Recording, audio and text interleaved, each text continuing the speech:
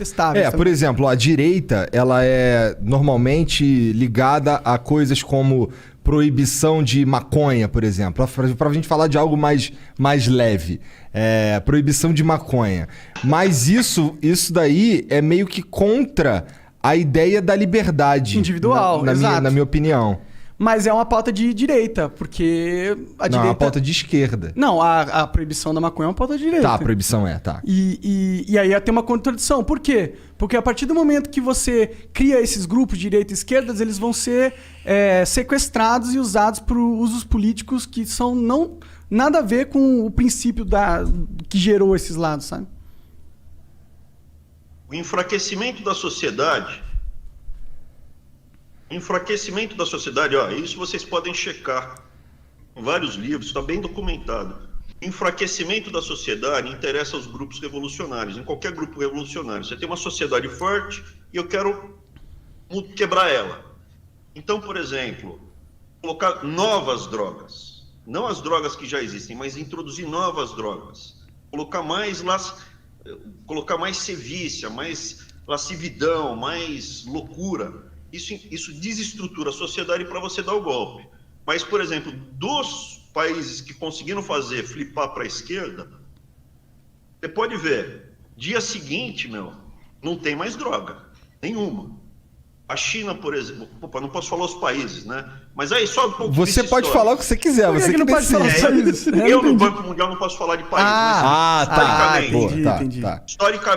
Historicamente, a China tinha um problema muito grande com ópio. Sim. O ópio foi introduzido na China e estava introduzido pelos ingleses, né? E escangalharam a sociedade, estava todo mundo viciado. O pessoal vendia os filhos, foi uma loucura, epidemia.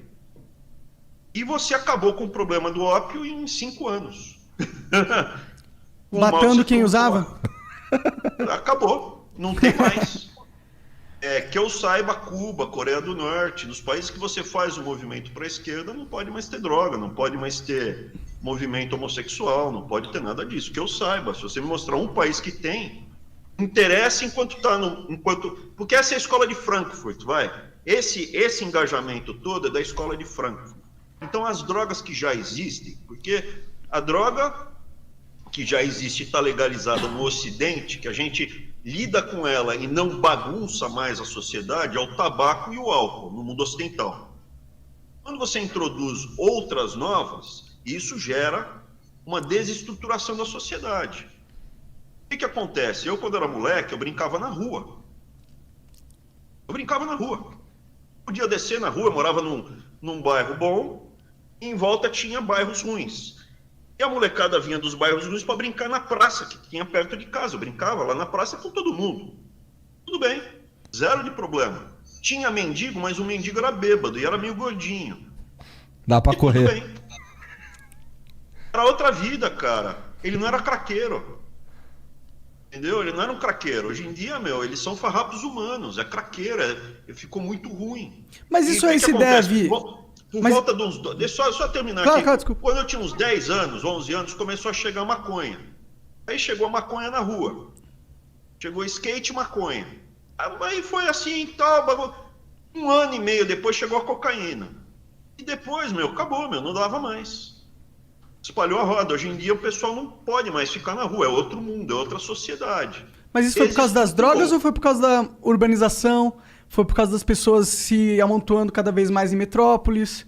Por causa da desigualdade social? Foi em 2 anos difícil. que aconteceu isso, cara. Foi assim... É que eu não vivi essa época. Até os 11 anos tinha rua. Com 15 anos já era um ambiente, que eu via o pessoal, eu via a cocaína chegar. Hoje em dia, assim, eu acho que eles não usam mais droga tão abertamente. O pessoal estava descobrindo ainda, né? Sim. Tem um pequeno traficante, vinha um grande traficante, e isso esgarçou. Então gera um mal para o coletivo. A droga gerou um mal para o coletivo. É que eu acho que indivíduo. É que é difícil a gente... É que eu entendo a sua análise, entendeu?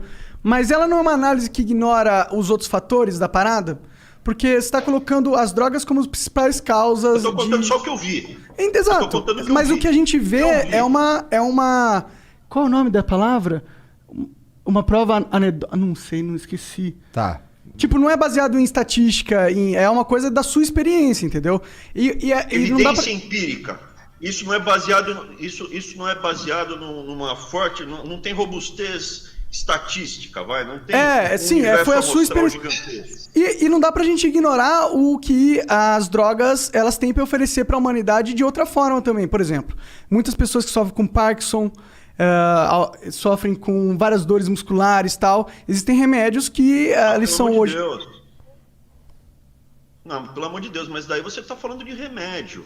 Mas a maconha é um remédio, né? O pinoácio existe há muito tempo. Se você for fazer uma cirurgia ou tiver com uma dor, um câncer muito agudo, você vai tomar um pinoácio. Agora, você não vai lá no centro da cidade de São Paulo comprar heroína para injetar você sozinho, cara, porque a heroína injetada sozinho tem traficante, tem narcotráfico e é uma coisa impura que vai ter um monte de efeitos colaterais indesejáveis. Ok, mas aí você... É muito diferente do opinoácio administrado por um médico no hospital. Primeiro que não gera um dano para o resto da sociedade e segundo que os efeitos são controlados. Você tem isso que você está falando dos remédios derivados da maconha, é óbvio, tem que ter. Assim como você tem os remédios derivados do ópio. Não é por isso que você está liberado para usar. Não, beleza, usar heroína é bom, cara. Daí vem, se você me permitir, Monark, se eu falar alguma coisa que te incomoda... Pelo amor de Deus, cara. Cara, não é que me incomoda, é que eu não concordo 100% com você. Por exemplo, o caso o exemplo da heroína... Nem é pra concordar. Sim. O caso da heroína que você falou, as pontos negativos que apontou se dão muito mais pela proibição dela mesmo do que pela heroína em si. Você falou assim, ele vai injetar heroína e não vai saber qual é a dosagem, não vai saber... Vai financiar o tráfico. Vai financiar o tráfico. São todas coisas, são todos sintomas, não da droga existir, e sim dela ser proibida. Eu não consigo enxergar a proibição como algo inteligente. Inclusive, o Jean tá vestindo uma camiseta aí que é tipo... Como que é? Parabéns às drogas por mais um ano vencendo a guerra contra as drogas, tá ligado? É a guerra contra as drogas quem vence as drogas. Ninguém tá ganhando a não ser o tráfico e as drogas, tá ligado? A gente tem que ir por etapas. Então, a primeira etapa que você me trouxe é a questão que as drogas geram benefícios para a saúde. Podem gerar. Eu tô te falando, veja... Sim, veja, em inglês, drugs é remédio, né?